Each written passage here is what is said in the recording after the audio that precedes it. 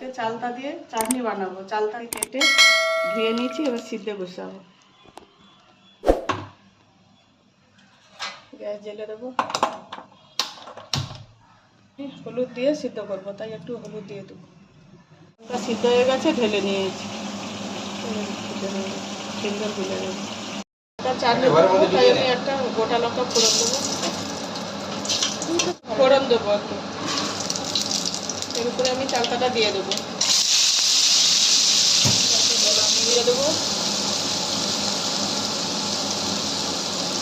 হলুদ দেবো, হলুদ আর একটু লঙ্কার গুঁড়ো দিয়ে দেবো। একটু ঝাল ঝাল মিষ্টি মিষ্টি দেবো। চিনি দিয়ে দেবো।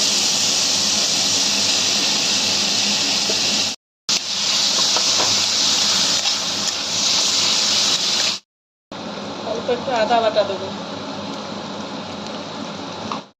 চাটনি হয়ে গেছে, একটু ভাজা মশলা উপরে দিয়ে দেবো। হয়ে গেছে, ঢেলে নেবো।